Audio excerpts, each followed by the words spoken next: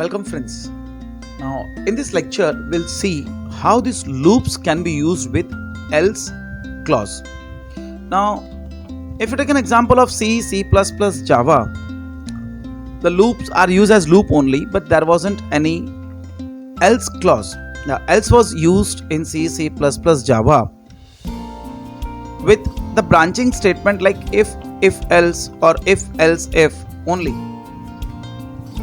So this is what is a change in Python as compared to C and C++. Now let's see what is the use of else.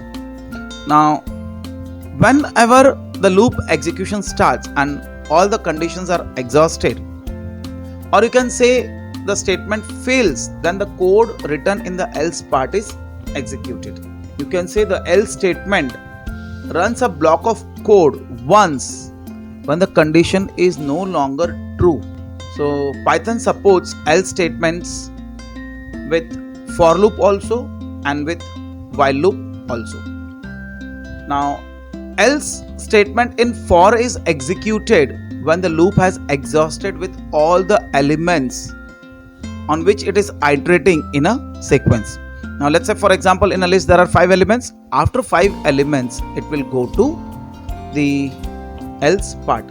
Same way, else with the while loop is used when the condition becomes false. On true condition the while is executed, and when it becomes false else will be executed. So let's see for else. Now as we know, there is no condition in for loop on which the execution will terminate. So else block will be executed immediately after the for block finishes its execution. So for loop can have optional else block. So you can say else part will be executed when all the items in the sequence are exhausted. So let's see what is the syntax. So it says for variable in sequence. If it is true, then it will execute all the blocks which are indented immediately after for. So I know you remember what is the condition for indentation to be taken that statement as a complete one block, and I'll write the else part. In that I'll write the next block of statements. But remember one thing, after the for, to end up the for syntax there is a semicolon, and even the else also there is a semicolon. So let's see an example where for else can be used in the iterable list. So again I'll take the same example of fruits which I've explained in my last video. So here fruit equals to list, apple, banana and chiku. So list consists of these 3 fruits.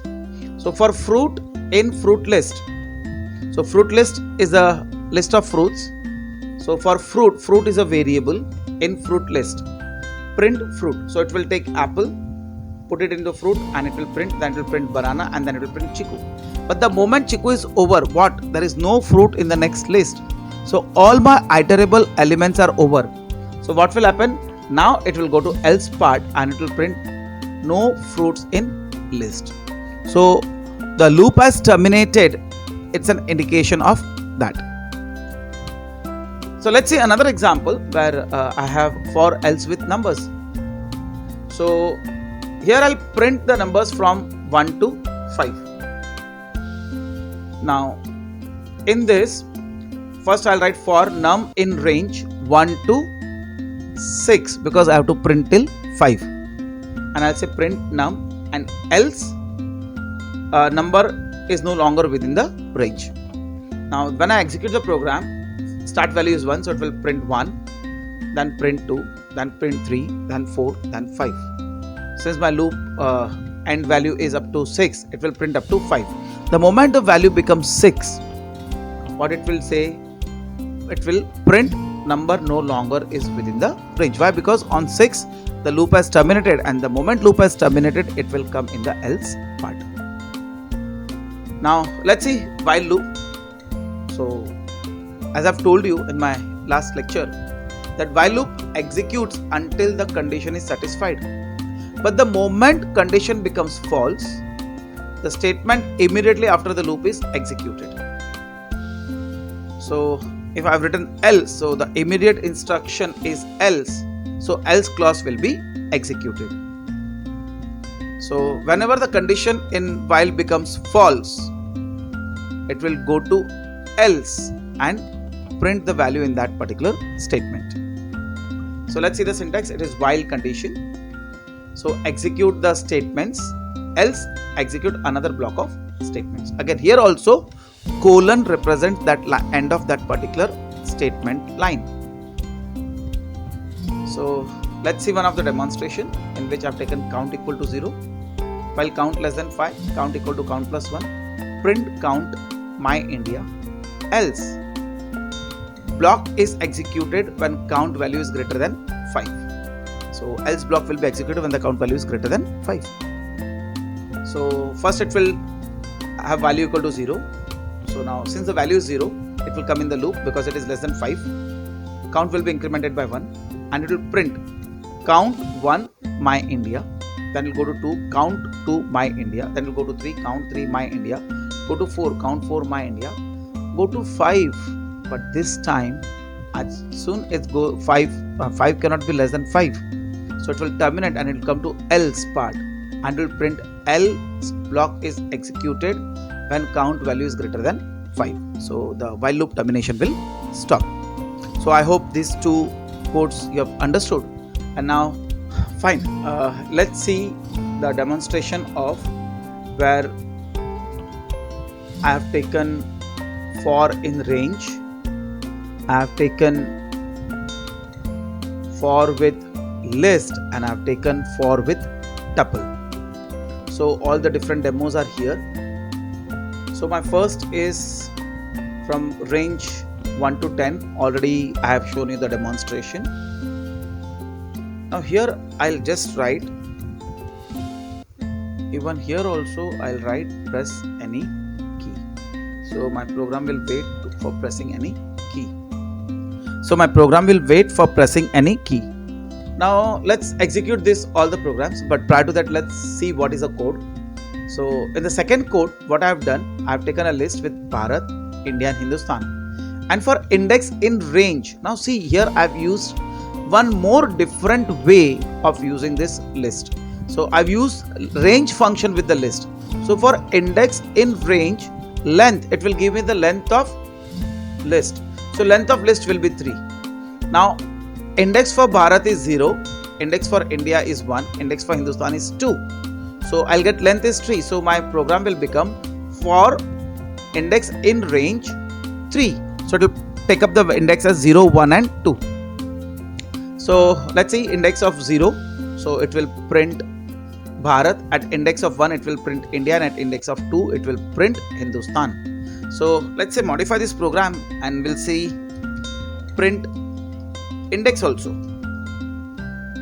So I'll print list index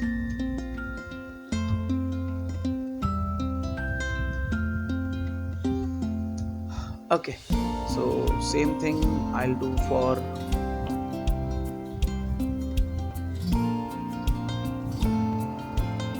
tuple also, but instead of list I'll write here tuple, and here also I'll write tuple. So in this now what will happen? At index 0 it will be Bharat, at index 1 it will be India, and at index 2 it will be Hindustan. Now what about the next? Now there is no value after the index 2, that is when the index becomes 3, the loop will get terminated and it will come inside else block. So all else statement will be executed. Now same way here with tuple also. So output at this point will be same of tuple and the list, because for traversing both are the same, but for other operations both are different, because list is mutable and tuple is immutable. So it will print the values. Now let's see the execution. So it is printing demo for else 1 to 9. I will explain to you already why it's 1 to 9. Now press any key Now it is printing demo for list. Fine. Demo of for else with list. So list of 0 it is Bharat, list of 1 it is India, list of 2 it is Hindustan. And now it is inside else block. Why inside else blocks? Because as soon as the index becomes 3, the program goes to else. Okay, so here I have taken index as a string, but the index should be number. So I have to change this. I'll make it like this. So now this index will be the value which will be printed here. So here I am supposed to change the code to index. So let's see the execution again. So all the 3 it will be executing. So first the number is printed, then list is printed, and then finally you can see the demo here. The first element is Bharat, second is India, and third element is Hindustan. And the value, as soon as the index becomes 4, the loop gets terminated and it will come to else, and it will say inside the else block. So I hope for else with the numbers, with the range and with the tuple is clear. And now let's see the demonstration of while with else clause. Fine, so let's say demo of while with else. Now here I have defined number equal to 1. I'll say while number less than 6, print number, num plus equal to 1. This is augmented arithmetic assignment, and else. So initially value is 1. Since the value is 1, it will check num less than 6. Yes, number is less than 6, so it will print num, that is 1. Increment the value, now num will become 2. Again it will check num is less than 6. Yes, so it will print 2, then print 3, then print 4, then print 5. After printing 5, num1 becomes 6. Now once it goes to the loop, num less than 6. So 6 cannot be less than 6. So the loop will be terminated because the while condition fails, and it will come to else part and will print the number is no longer less than 6. So in this way it will print. So let's see the demonstration.